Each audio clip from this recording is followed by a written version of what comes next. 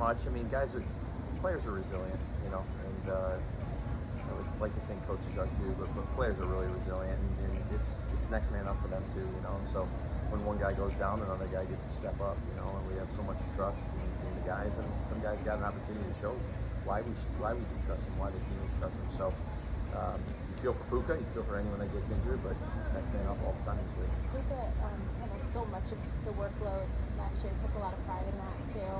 Now that he's going to have to be recovering for a little bit, is this as much of a mental challenge for him as it is a physical recovery? Absolutely. I think for any guy that's injured, particularly guys that absolutely love it like he does, you know, and the passion that he plays with, and just like I said, the love that he has for this game. So yeah, that's going to be the big thing. But you know, the cool part is we don't have to worry about that, right? He's going to do everything he can to get himself ready to play when his time is up for him to be ready to play, and that's what's awesome about him. Eric Yarber was referred to Cooper as Coach Cooper. Sure. What have you seen from him as a mentor in that room, and how he's helped some of the other guys in that room? Are you saying Cooper or Cooper, Yarbs? Yeah, I mean he is. He's been came into this league as a smart football player, but obviously had to learn this game. He picked it up pretty dang quickly, obviously, just from afar. And now going into, you know, is it year 8 in this system? He knows the ins and outs of it, you know, and so he can help these guys behind the scenes. We have to talk to a group as coaches and try to have as much individual interaction as you can with these guys. But Cooper gets to obviously be with these guys one-on-one quite often, whether it be in the locker room or walkthroughs or just even the routes on air. So all the little nuances and details that he can give them, you know, from a player perspective are huge. So guys look up to him. We learn from him as coaches, and you know, he's got the respect of a lot of people. With Yarbs, what are some of the things you notice about the way he puts guys in that room to succeed from a preparation standpoint, even sort of Yeah, I mean, again, I've only been here 2 years, but every year that he's been a receiver coach here, he's always from afar respected this group. One, because they play hard, and two, in my opinion, it's the most detailed receiver group in the league. And it starts with him. It starts with the standard he has. Guys buying into that. He's a good coach, but he's a better human. He's a better person. And again, players are going to respect that if they know that, hey, he cares about me and he just wants me to do the best I can do. So I know I love Yards. I know guys do too. When you seen from Tyler Johnson gaining confidence and step into that role, and secondly, why didn't Blake Blum get an opportunity?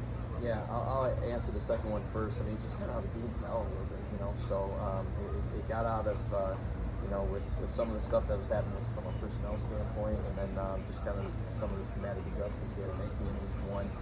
It just kind of fell that way, you know. And it was a different kind of game. It's hard to explain in a short time, but you know, it's not going to be like that every week.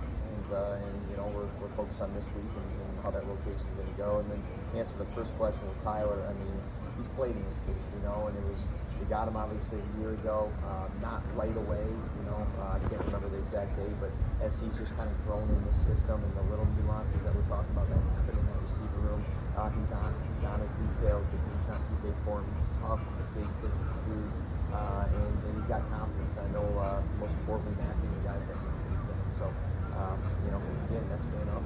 Is that man up? First game is always kind of seems like this outlier because, you know, we have a lot and then a film study, and then you combine that with the injuries. Is there anything to gain from that you can apply to this week? Yeah, there's nothing more than game experience. There's nothing more important than game experience, and you know, whether guys play in the preseason or not. Obviously, you got training camp and competitive practice for the joint practice, but there's nothing like going in on Sunday when all the coaches are on off to the side, and you got 60 minutes, usually about 30 to 35 minutes of offensive ball to see, you know, see what you've learned, you know, and how you adapt throughout a game. So they got the speed of it down after week 1. I mean, there's a lot of things to clean up, but there are a lot of awesome things too that happen with these guys that we can continue to improve on, but be proud of, you know. So that week 1 to week 2 is usually a big jump for every team. I expect, you know, whatever defensive mistakes they may have made or may not have, they're going to get corrected, and they're going to be a better defense than they were even a week ago. So it'll be a good one. It'll be a good competitive battle. As the O-line gets shaken up that much in game, how as a coach are you trying to triage in terms of what those guys can do? Having, like, I don't know if that combination had ever worked together. Yeah, and you know what? next man up, and no one cares, you know, and that's the truth. And so when it's happening in real time, I thought Sean did an awesome job as a leader, just kind of having that kind of next man up mentality. Hey, we're going to keep this thing moving. And I thought Wendy and the group, you know, responded with it. So again, it's no one feels sorry for you. Injuries happen on their side too. I don't know if anyone got injured in that game, but I'm sure they did. And you just keep it moving. Like Sean said that, and I know this wasn't literal, but basically ripping up the game plan that you guys came into the game with and then starting over. Can you define or describe a little bit more of what your specific role is in a sudden change like that? Yeah, I mean, it's like it is today when we're on a walkthrough. It's communication at all times, you know, and you just try to, when you're the one that has to hold the button to talk to the quarterback, and you only have so much time, you know, and so the communication between series, and that's just not just me, it's all of us, right? If there's something valuable to talk about, we're going to talk about, and Sean's as good as anyone I've been with that listens, and then, you know, it's going to take the information and then call the best team possible. So I thought he did a tremendous job given the circumstances. With how quickly things can change due to injury, how do you encourage or implore your young players, particularly Blake and Jordan, to just be prepared?